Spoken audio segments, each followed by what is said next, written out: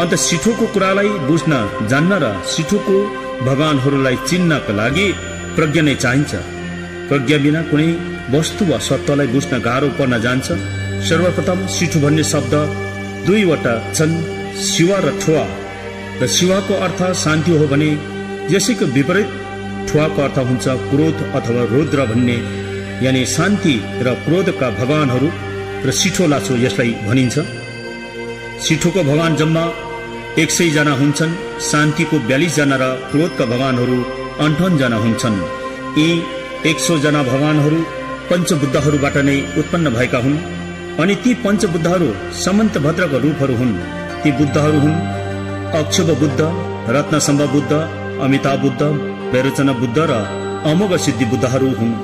यी बुद्धहरू आफ्नो दिशामा विराजमान छन्। यी पञ्चबुद्धहरूबाट उत्पन्न भएका शान्ति र क्रोधका भगवानहरू हामी मरेको 3 दिनको बादमा देखा पर्न थाल्छन्। 3 दिनसम्म त हामीलाई होस अथवा चेतना खोलिएको हुँदैन, मूर्छित अवस्थामा भएका हुन्छौँ। हामी मर्नुभन्दा केही क्षण अगाडि कस्तो अवस्थामा थियौँ, कस्तो ग्रस्त बिमार र असाध्यै पीडाहरू भोगिरहेको अवस्थामा थियौँ। तर हाम्रो शरीरमा भएका पञ्च इन्द्रिय, कर्म इन्द्रिय र क्रमशः निस्किँदै गएपछि शरीर प्राय शून्य हुन्छ। त्यो शरीरमा केवल संचेतना, आत्मा अथवा नामसे मात्र हुन्छ। त्यो संचेतनालाई शरीरदेखि छुट्टिन धेरै गाह्रो पर्छ र यसैले आमा र बाबुको मिश्रणले गर्दा त्यहाँ वियोग हुन धेरै कठिन भएको हुन्छ। जब त्यो शरीरबाट उम्किएपछि अथवा त्यो नामसे बाहिर निस्किएपछि अघिको अवस्थाहरू सबै भुलिन्छ र ऊ स्वस्थ प्रकारले उडी हिँडी खुसी साथ कहिले वहाँ कहिले यहाँ क्षण क्षणमा कहाँ कहाँ पुग्छन्। जब उसलाई संचेतनालाई अथवा आत्मालाई भोक र तिर्खाको अभ्यास हुन्छ अथवा सताउँछ, तब उसलाई घरको याद आउँछ। त्यो संचेतना घरमा आइपुग्छ। सबै परिवारलाई सोध्छन्, इष्ट मित्र बन्धु बान्धवहरूलाई पनि सोध्छन्, तर कसैकोबाट पनि उसले उत्तर पाउँदैनन्। उसको बोलीलाई कसैले सुन्दैनन्, किनकि उसले हामीलाई देखे तापनि हामी उसलाई देख्न सक्दैनौँ अथवा उसको आवाजलाई हामी सुन्न सक्दैनौँ। उसले आफ्नो परिवार र आफन्तजनलाई चिया खाजा दिएको देख्छन्, सबै लाइनसँग बसेका हुन्छन्। ऊ संचेतना पनि उनीहरूकै लाइनमा गएर बस्छन्। सबै जनालाई खाना पिना अथवा भात तिउनहरू दिन्छन्, तर त्यो संचेतनालाई दिँदैन। उसले त्यो बाँड्दै गएको भान्सेलाई आँखाभरि आँसु बनाएर भात माग्छन्, तर उसको बोली सुन्दैनन्। खाना उसले विलाप गरी गरी माया लाग्दो गरी रोएर धेरै समयसम्म भात अथवा खाना मागिरहन्छन्, तर त्यस समयको उसको सुनिदिने कोही हुँदैनन्। संचेतनाको भोक तिर्खा दुःख व्यथा वेदना बुझिदिने कोही हुँदैनन्, कसैले सुनिदिँदैनन्। उसले सबै आफन्तजन परिवारहरूलाई सोध्छन्, तपाईहरूलाई के भयो, किन मदेखि रिसाएको, किन मन दुखाएको, मसँग किन नबोलेको भनेर धेरैजनालाई सोध्छन्, तर कसैले उसलाई देख्दैनन् अनि उसको आवाज पनि सुन्दैनन्। अन्तमा ऊ धेरै दुखी भएर त्यहाँबाट निस्कन्छन्। ऊ एक्लै जाँदा जाँदा धेरै टाढा हिँडे पश्चात एउटा खोलामा पुग्छ। उसलाई पुरा भोक र तिर्खाले व्याकुल पारेको हुन्छ। तब उसले पानी पिउनलाई 2 हातलाई अञ्जुली बनाई टाउको निहुराएर घोप्टो गरेर पानी पिउनको लागि उसले पानीभित्र आफ्नो अनुहारको परछाई देख्दैन। उसलाई यस्तो भान हुन्छ कि म त मरेछु क्या हो। उसले अनेकपल्ट पानीमा हेर्छन्, तर उसको अनुहार देख्दैनन्। उड्छ, जुरुक्क अघि आएको बाटोमा हेर्छ, टेकिएको ठाउँमा पैतालाको छापहरू हेर्छन्, त्यहाँ पनि कुनै छापहरू हुँदैनन्। ऊ निराश भई दौडिन्छ, रुन्छ, कराउँछ। क्षणक्षणमा डर र त्रास उत्पन्न हुन्छ। यता उता हेर्छन् र कोही देख्दैनन्। एक क्षणमा अन्धकार हुन्छ कि उज्यालो हुन्छ। यदि त्यो मर्ने मान्छेले अथवा संचेतनाले धर्म गरेको छ भने केही क्षण चेतना खुलिन्छ र धर्म गरेको छैन भने, पाप मात्र गरेको छ भने अन्यलमा नै 3 दिन बितेको पनि थाहा हुँदैनन्। अब चौथो दिनदेखि त्यो संचेतना आत्माको सिठोको भगवानहरूसँग दर्शन गर्ने यात्रा सुरु हुन्छ। संसारमा जिउँदो हुँदा आफूले गरेको धर्म र पापको पुण्यहरू त्यो संचेतनालाई मात्र थाहा हुन्छ। अब उसले पञ्चबुद्धहरूको अर्को रूपहरूलाई दर्शन गर्न सक्नुपर्छ। शान्ति र क्रोध अथवा शिवा र ठुवाका भगवानहरूको प्रत्यक्ष रूपमा दर्शन गर्ने समय आयो। उसलाई यस्तो आवाजहरूले डर र आपत्ति उत्पन्न गराउँछ। घरि बादल गर्जेको सुन्छ, केही क्षणमा पानी परेको, बिजुली चम्किएको, हावा पानी आदि तुफान आएको अनुभव हुन्छ। जब अन्धकार त्यो कालो बादल उज्यालोमा परिणत हुन्छ, तब हेर्नै नसकिने अति डरलाग्दो विशाल कायाहरू उत्पन्न हुन्छन्। नाना थरीका डरलाग्दा जनावरहरूका टाउका भएका हातहरूमा धारिलो हात हतियारहरू लिएको अति डरलाग्दो गर्जनको साथ त्यो आत्मा अथवा संचेतनालाई मार्न आएको जस्तो हुन्छ। उसलाई यस्तो आपत्ति आइलाग्दा ऊ डरले यताउता दौडिन्छ, भाग्छ, गुहार माग्छ, सहायता माग्छ, तर त्यहाँ उसलाई सहयोग गर्ने कोही हुँदैन। न त संसारमा भेटेका आफन्तहरू हुन्छन्, न त प्रियजनै हुन्छन्, न त जन्म दिने आमा बाबु, न छोरा छोरी, न इष्टमित्र नै हुन्छन्। आफू एक्लै त्यहाँ हुन्छन्, केवल गर्जन र डरलाग्दो अनुहार भएका शान्तिका भगवानहरूका रूपहरूसँग। त्यस समय उसले यस्तो आवाज सुन्छ, यही हो, यही पापी, यही हो अधर्मी, हो र हाहा भन्ने अति नै डरलाग्दो आवाजहरू उसको कानमा गुन्जिन्छन् र त्यो आवाजहरूको ध्वनि त्यहाँ गुन्जिन्छ। अनि यसरी एक हप्तासम्म 42 जना शान्ति स्वरूप भगवानहरूले दर्शन दिई पञ्चबुद्धमा लीन भई लुप्त हुन्छन्। अन्त यसरी संचेतनाले 7 दिनको शान्तिको भगवानलाई दर्शन गर्ने समय सकिन्छ। संचेतना डराइरहेको हुन्छ, उसलाई अतीतमा गरेका धर्म, पाप, सुकर्म, कुकर्म, अन्याय र न्याय, सद्विचार, अत्याचारहरूको दृश्य आँखाको सामान्य आइरहन्छ। उसले त्यस समय पश्चाताप गरेर कुनै फाइदा छैन, अनि त्यहाँ उसलाई सन्तावना दिने पनि कोही हुँदैन। आफूले अतीतमा गरेको कर्मको फल भोग्नै पर्छ, चाहे धर्मको कर्म होस्, चाहे अधर्मको पापको कर्म होस्, जसरी भए पनि भोग्नु नै पर्छ। र त्यो संचेतना अथवा त्यो मान्छे मरेको 3 दिन अनि अघिदेखि बेहोस मूर्छित अवस्था बिउजेपछि तिमीले यस समय सारा संसारको चलाचल अवरुद्ध भएर रोकिएको पनि देख्नुभयो। त्यसमा अघि भनिएको जुन उसले भोगेको कुराहरू छ, यसलाई फेरि स्मरण गर्दै फेरि भन्नुहुन्छ, सबै दृश्यहरू अद्भुत र विचित्र भएको पनि देख्नुभयो। त्यसपश्चात अलौकिक प्रकाशमा बुद्ध एवं देव देविकाहरू प्रकट भएको देख्यौ। सबैभन्दा पहिले सम्पूर्ण आकाशको रंग नीलो देख्नुभयो। त्यस समय मध्य बिन्दुको विकासमान क्षेत्रबाट भगवान वैरोचना श्वेत अथवा सेतो वर्णमा सिंहको आसनमा बस्नु भएको, गगनेश्वरी यानी स्वर्गको मातासँग अङ्कमाल गरेको दृश्य पनि देख्नुभयो। दोस्रो दिनमा तिमी प्रवेश भयो। त्यस दिन तिमीले पूर्व दिशाको अभिरुचि नामक बुद्ध क्षेत्रबाट भगवान वज्र सत्व अथवा अक्षुभ बुद्ध नीलो रङमा हातमा 5वटा धार भएको दुर्जे लिएको, हात्तीको सिंहासनमा बस्नु भएको माता बुद्ध लोचनाले अङ्कमाल गरेकी मुद्रामा दर्शन गर्नुभयो। यसको साथसाथै लास्यमा र पुष्पेमा अर्धचन्द्रकार भएर इन्द्रधनुषी उज्यालो विमानमा बस्नु भएको दर्शन पनि तिमीले पाउनुभयो। यसबाट 6 जना बुद्ध कायाहरूको पनि दर्शन पाइसक्नुभयो। र जब तिमी मरेको तेस्रो दिन जब तिमी भयभीत भइरहेको हुनेछ, त्यति बेला तिमीलाई उदय भएको कृपाको अंकुशमा अल्झिरहेको थियो र तलतिर झरेको अनुभव गर्यौ। त्यस समय डरले भाग्यौ। तब तेस्रो दिन रत्न सम्भव बुद्ध आफ्नो सहयोगी देवा देवीहरूसँग मानव लोकबाट तिमीलाई स्वागत गर्न आएको थियो। त्यहाँ नाना प्रकारको रङ भएको तेज ज्योतिहरूलाई दर्शन गर्यौ। त्यस ज्योतिहरूको बीचबाट पहिलो रंग तेज ज्योति र पहिलो रङको शरीर भएको रत्न जडितले सजिएको घोडाको आसनमा विराजमान गर्नुभएको बुद्ध रत्न सम्भवलाई देख्नुभयो। माता मामकी डोल्माले अङ्कमाल गरेको मुद्रामा दर्शन पाउनुभयो। 6 जना बुद्ध शरीरहरू उज्जवल इन्द्रणी ज्योतिबाट उदय भएको पनि देख्नुभयो।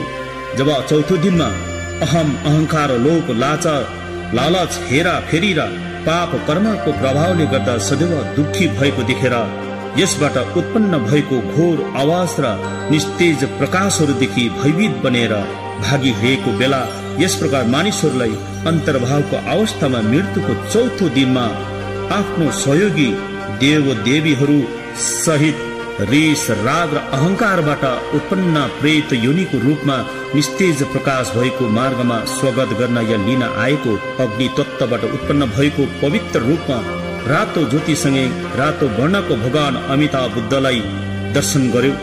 हातमा कमलको फूल लिएको मजुरको आसनमा विराजमान हुनुभएको अनि दिव्य माता परम श्रेष्ठ पण्डोरवासिनी देवीले अङ्कमाल गरेको दृश्य र अवलोकतेश्वर र मञ्जुश्रीलाई पनि दर्शन गर्नुभयो।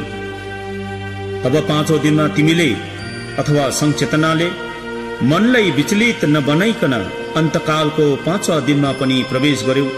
यस अवस्थामा महाभूत समस्त वायु तत्वको विशुद्ध रूपमा हरियो रङको उज्यालो उदय भएको देख्नुभयो। यस समय उत्तर दिशाको कर्मकुट नामक बुद्ध क्षेत्रदेखि हरियो वर्णको शरीर भएको भगवान अमोघ सिद्धि बुद्ध आफ्नो प्रमुख सहयोगी देवी देवगणलाई सँगै लिएर हातमा दुर्जे अथवा वज्र धारण गर्नुभएको, आधा मानिस र आधा गरुड रूप भएको सिंहासनमा विराजमान भएको माता समय ताराले अङ्कमल गरेकी मुद्रामा तिमीले दर्शन पाइसक्नुभयो।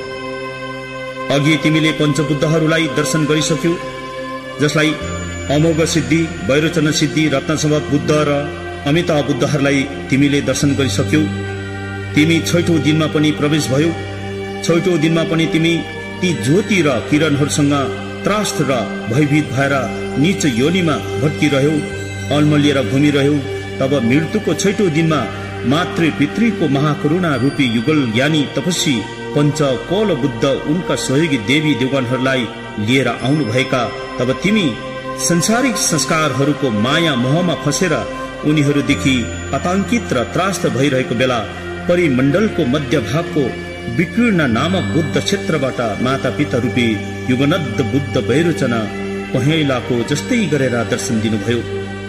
युगल माता पिता स्वरूप 5 जना तपस्वी बुद्धहरूको बाहिरपट्टिको परिधिमा द्वारपालले क्रोधमाथि विजय प्राप्त गर्ने यमराज, घोडाको मुख भएको क्रोधको राजा हायङ्ग्रीवा भगवानहरू, देवलोक, असुरलोक, मनुष्यलोक, तीर्थलोक अथवा प्रेतलोक अनि नर्कलोक, यी 6 लोकका भगवानहरू अथवा मुनिहरू अर्थात् बुद्धहरू प्रकट भएर दर्शन दिनुभयो।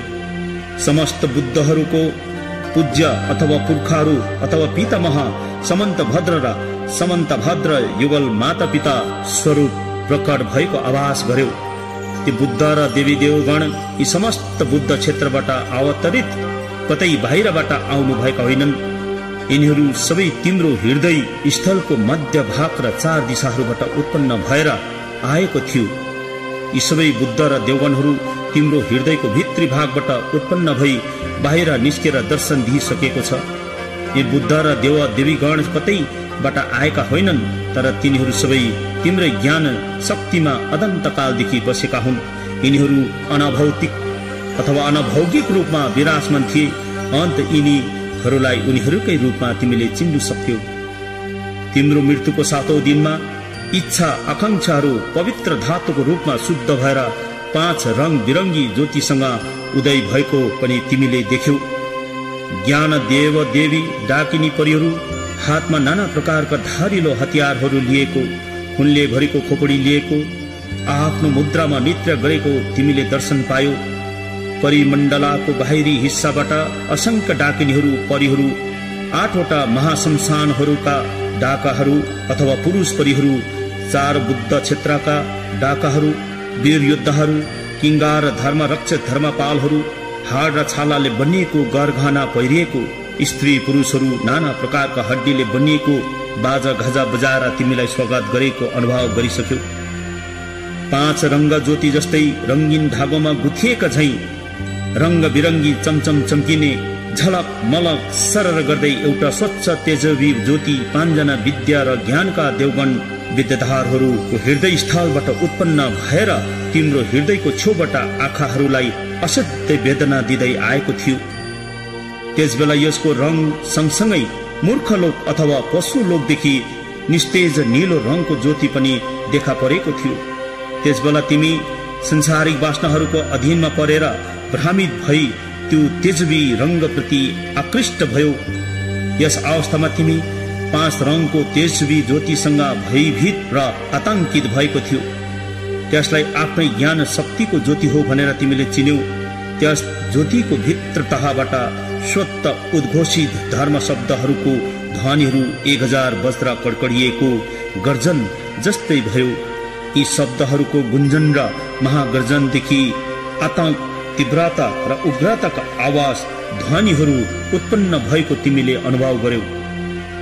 यिनीहरू ध्वनिहरू, हे संचेतना, यी ध्वनिहरू गर्जनहरू तिम्रै प्राप्त ज्ञान शक्तिको रूपहरू थिए।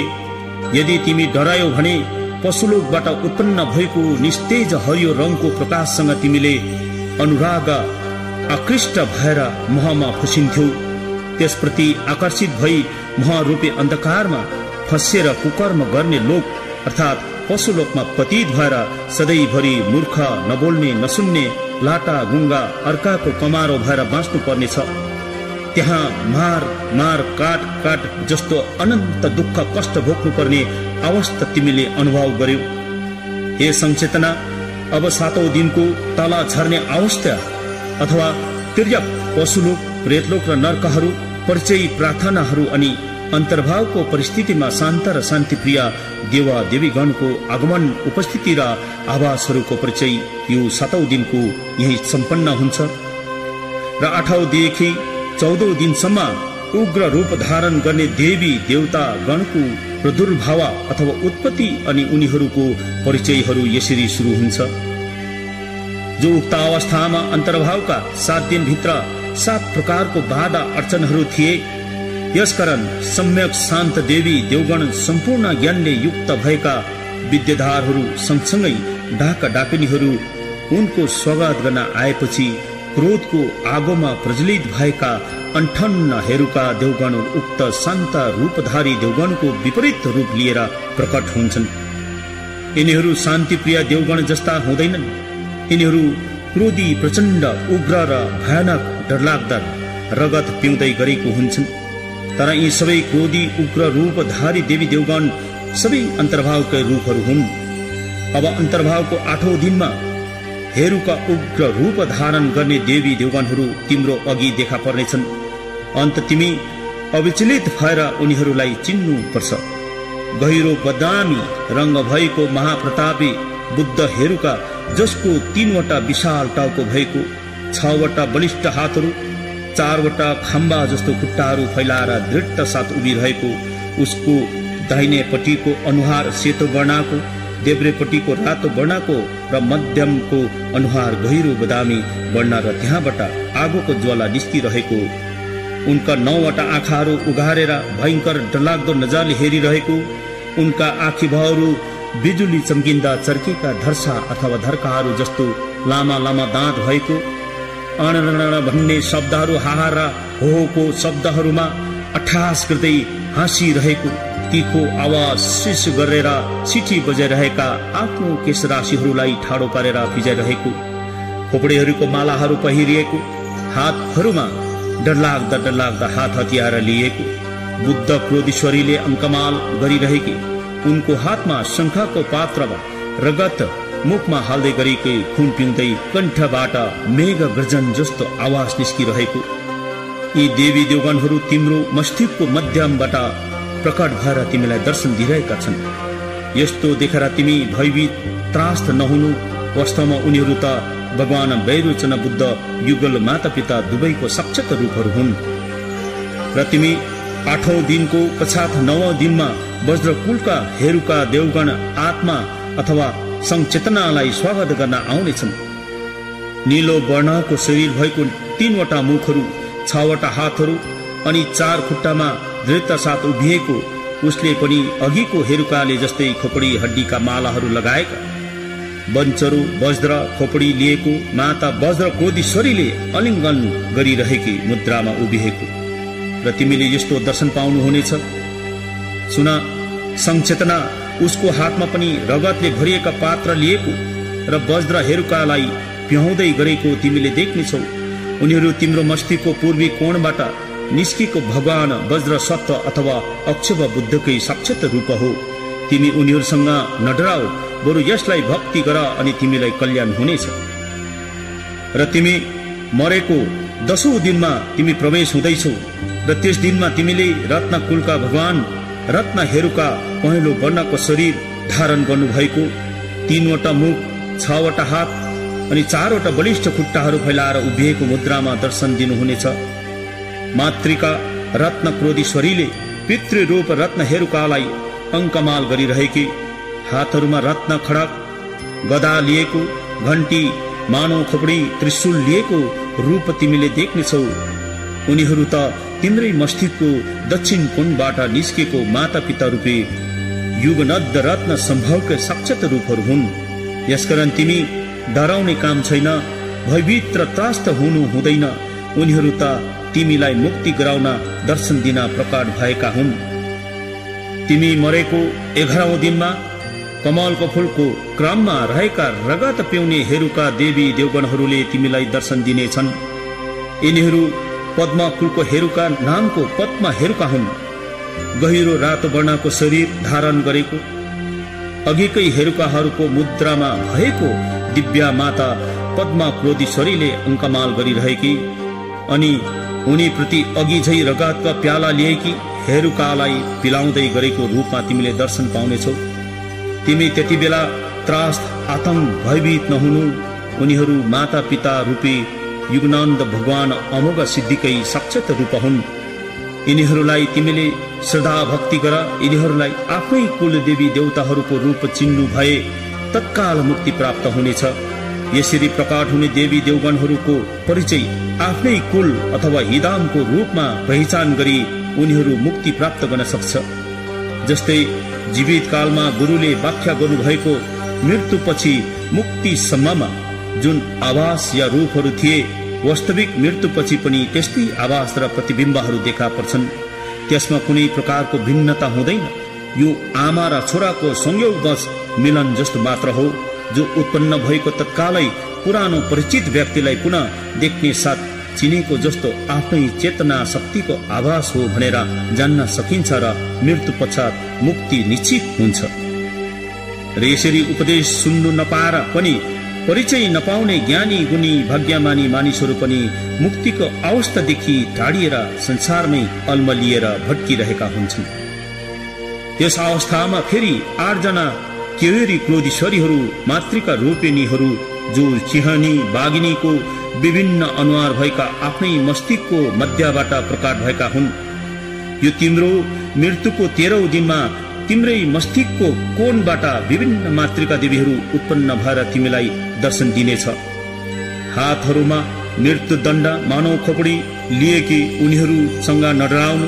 तिम्रो मस्तिष्कको सबै कोणहरू पहेँलो रङको सौरेणी देवी, रातो वर्णको प्रमोदकारी देवी बेताली देवी, नीलो वर्णको पहेँलो वर्णको उकासी देवी, हातमा जनावरको आन्द्रा लिएको लासहरू खाँदै गरेको हरियो वर्णको कस्मारी देवी, खुनको प्याला लिएको हल्का पहेँलो वर्णको चण्डाली देवी, लासलाई काँधमा बोकिरहेकी ती लासका मासुहरू खाइरहेकी, नीलो वर्णको शमशानी देवी, पशुहरूलाई वध गर्ने पुरुषहरूलाई मुर्दालाई काटिरहेको मुद्रामा तिमीले दर्शन पाउनेछौ। यी देवीहरू पञ्चपितृ रूपी हेरुकाहरूका एउटै परिवारको रूपमा तिम्रै मस्तिष्कको केन्द्रबाट प्रकट भएर आएका हुन्। उनीहरूसँग नडराउनु। नाना थरीका मुद्रामा कोही मुर्दा बोकेको, कसैले खाइरहेको, कसैले मुर्दाहरूलाई चेपिरहेको, कसैले मुर्दालाई फोरेर अङ्ग भक्षण गरिरहेको किसिम किसिम प्रकारका अनुहार भएका देवी देवगणहरूको तिमीले देख्नेछौ र दर्शन पाउनेछौ।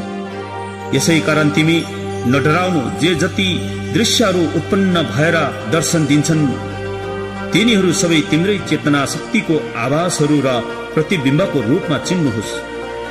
यो तिम्रो मरणको 14 दिन हो, जब तिमीले उग्र रूपका ठुवाका भगवानहरूलाई तिमीले दर्शन गरिसक्यौ अनि ती ठुवाका अथवा क्रोध रुद्र देवगणहरूले तिमीलाई दर्शन दिइसकेका थियो।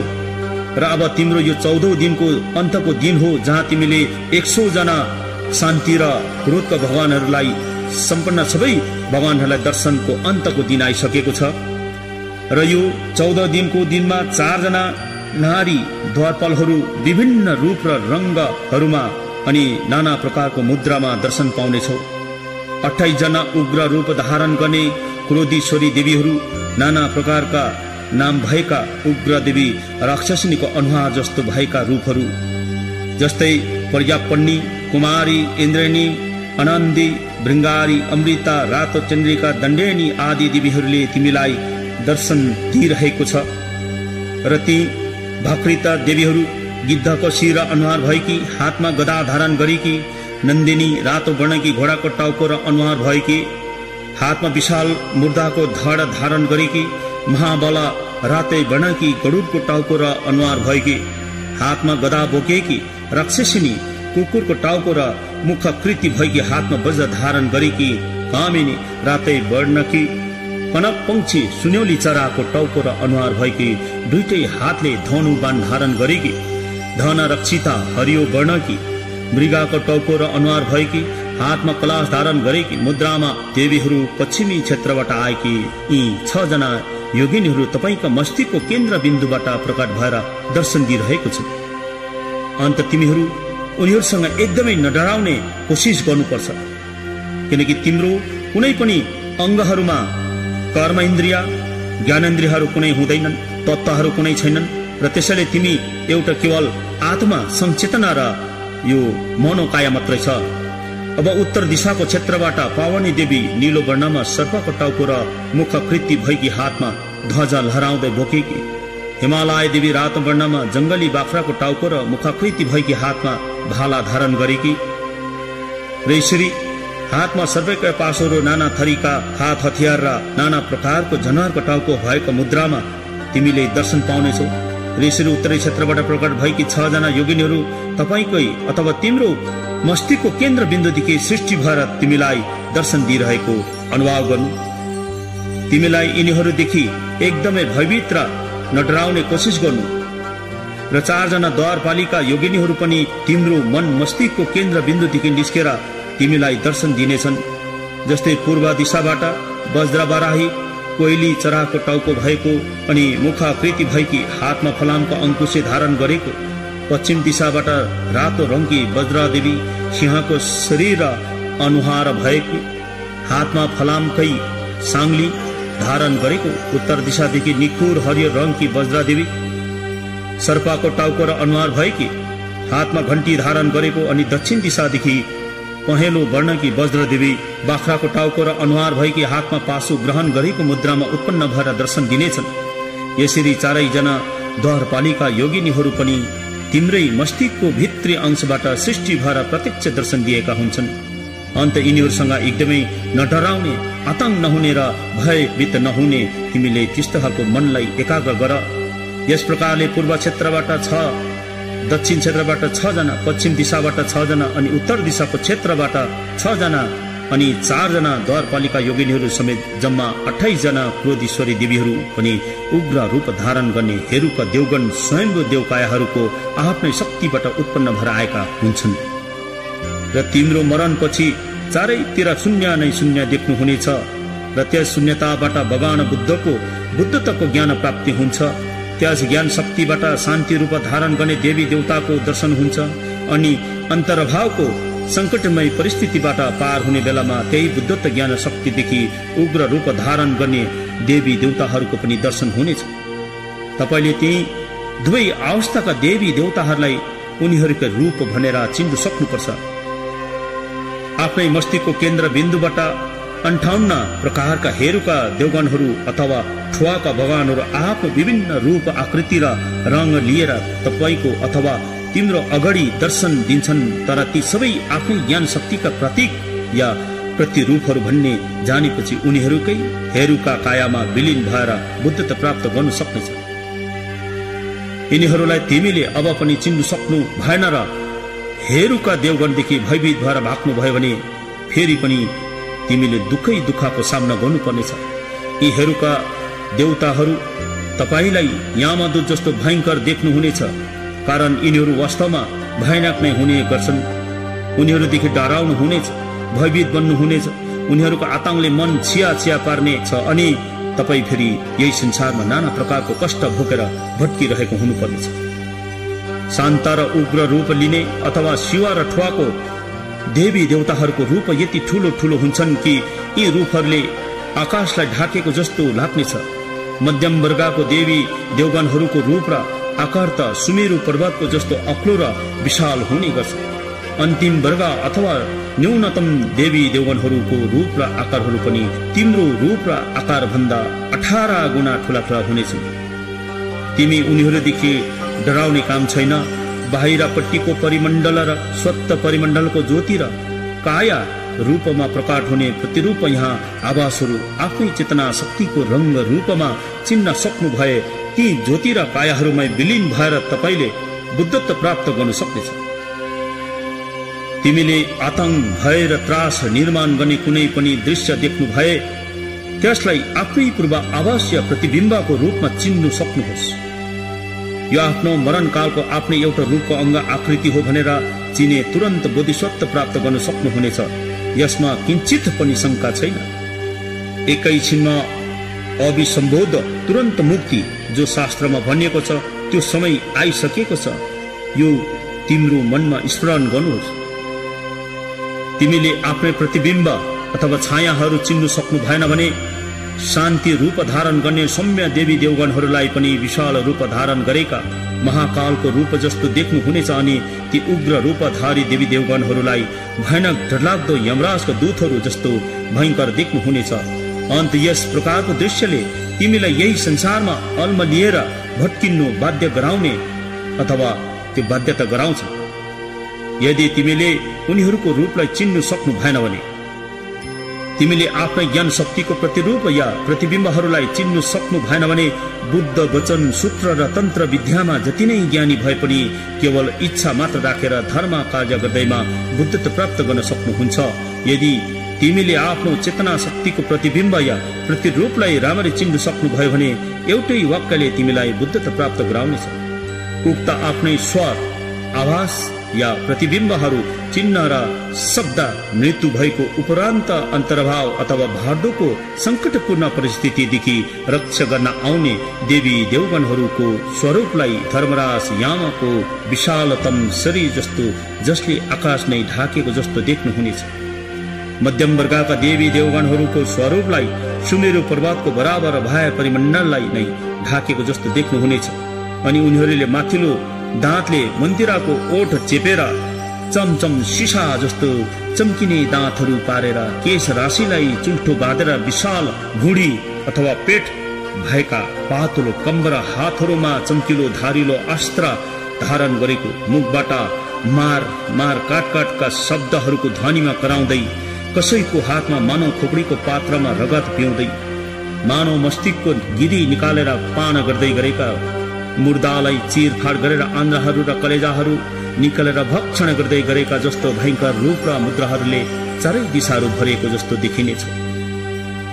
तिमीले यस प्रकारको भयङ्कर र अद्भुत दृश्यहरू देखेर न डराउनुस्, आतंकित नबन्नुस्, कारण तपाईको शरीर त मात्रै संसारबाट उत्पन्न भएको मनै काया हो।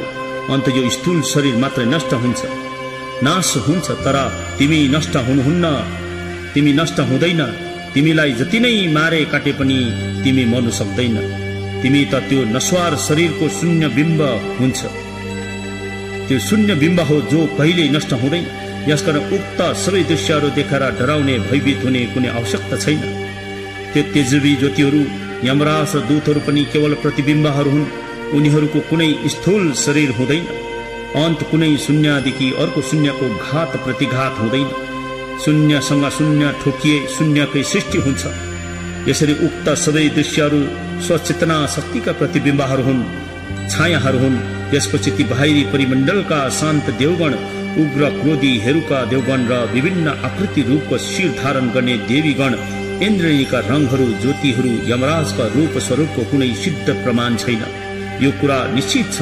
अन्त यस निश्चितताको आधारमा तिमीले आफ्नो आतंक, भय र डरहरूबाट मुक्ति पाउनुपर्छ। तब मात्र तिमीले उनीहरूको आभासमा अभिन्न रूपले विलीन भएर बुद्धत्व प्राप्त गर्नुहुनेछ।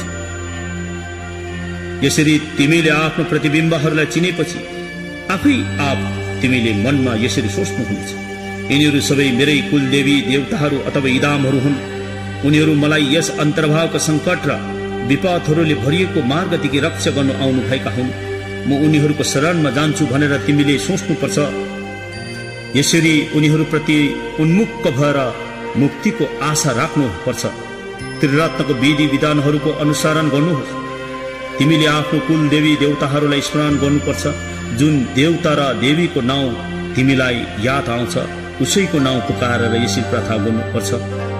अन्तर्भाव अथवा सिठोको अवस्थामा अल्मलिएर म भट्किरहेको छु, मेरो सहायता गर्नुहोस्, मलाई कृपा दृष्टि प्रदान गर्नुहोस्, हे कुल देवता हिदामहरू हो, यसरी पुकारेर प्रार्थना गर्नुपर्छ। आफ्नो मूल गुरुको नाउँ पुकारेर यसरी भन्नुहोस्, म अन्तर्भावको सङ्कट र विपदमा भट्किरहेको छु, मेरो मद्दत गर्न आउनुहोस्। तपाईको असीम अनुकम्पा दया म माथि भइरहोस्। हे गुरुदेव, यसरी पुकारेर प्रार्थना गर्नुपर्छ र पूर्ण सहयोगिताको आशा राखेर हेरुका देवगणको प्रार्थना गर्नुपर्छ, अभ्यास गर्नुपर्छ।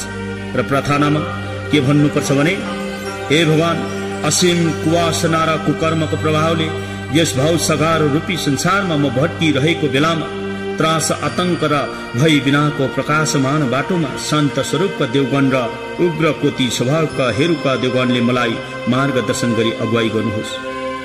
धत्तेश्वरीको देनी देवीहरूले पछिल्लो हिस्साबाट मलाई सहायता गरी अन्तर्भावको भयानक यस सङ्कटपूर्ण मार्ग किचार पार गराउनुहोस् अनि सम्यक सम्बुद्ध परिमण्डलसम्म दया गरी मलाई पुर्याइदिनुहोस्। जब प्रियजन आफन्तहरूसँग बिछोडिएर एक्लै म भट्किरहेको बेलामा आफ्नै प्रतिबिम्ब र छायाहरू शून्यतामा उत्पन्न भई अन्योलमा पारी विपद र सङ्कटमा परेको बेलामा भगवान बुद्धको अपार अनुकम्पाको शक्तिले यहाँ अन्तर्भाव अथवा भार्दोको सङ्कटकालमा त्रास, आतंक र भय उत्पन्न नहोस् मेरो मनमा। र त्यो संचेतना आत्माले यसरी प्रार्थना गर्नुपर्छ, जब पद्म ज्ञानको ज्योति प्रखर उज्यालो छरेर उदय हुन्छ, यहाँ यो मेरै स्वरूप भनेर चिन्न सकूँ। म त्रास र आतंक बिना नै शान्त स्वरूपका देवी देवताहरू र उग्र रूपधारी हेरुका देवी देवताहरूको काय स्वरूप प्रकट भएका बेला अभय र निडर बनू। विश्वास र आस्था प्राप्त गरेर अन्तर्भावको परिस्थितिलाई सरलतापूर्वक म बुझ्न र चिन्न सकूँ। जब दुष्कर्मको प्रभावको दुःख वेदनाको सागरमा डुबेको बेला मलाई उद्धार गरून् मेरो कुल देवताहरूले। जब धर्माताको स्वयंभू ध्वनिहरूको उद्घोष हजारौं मेघ गर्जनको बराबर भएर गर्जिएको बेला त्यो डरलाग्दो गर्ज ध्वनि शब्दहरू षड अक्षरी शब्दहरूमा परिवर्तित बनोस्। त्यो षड अक्षरी शब्दहरू ओम मानी पद्मे हुँ मन्त्र बनोस्। शरण बिनाको कर्म गर्दै भ्रममा परेको बेला भगवानको महाअनुकम्पाले मेरो सुरक्षा गरोस्। कुकर्म र वासनाहरूको जालमा फँसेर दुःख र वेदना भोग्नु परेको बेलामा भगवानको अनुग्रहले मेरो चेतनामा सुख प्रभाव सत्ताको समाधि उदय होस्, मनमा शान्ति आओस्। हे भगवान, तपाईको अनुग्रहको शक्तिले पंच महाभूत धातुमा पृथ्वी, वायु, जल, आगो र आकाश प्रति मेरो चेतनामा शत्रुको भावना नहोस्, तर यी सबै पंच कौलिक बुद्ध चित्रको स्वरूपमा दर्शन होस्। र यसरी तीव्र आशा अभिलाषा लिएर प्रार्थना गर्नु भएको भए सबै भय र आतंक मनबाट लुप्त भएर निश्चय नै सम्भोग कायको रूपमा बुद्धता प्राप्त गर्न सकिन्छ। यो अति नै निश्चित सम्झिनुहोस्, तर धैर्य धारण गर्नुपर्छ। उक्त प्रार्थनाहरूलाई कम्ती भन्दा कम्ती पनि हामीले 3 दिनसम्म यसलाई प्रार्थना गर्यौं भने यसबाट हामीले पाउनुपर्ने लाभहरू अनि हामीले उद्धार र मोक्ष भन्ने कुराहरूलाई अति नै सरल प्रकारले प्राप्त गर्नेछौँ।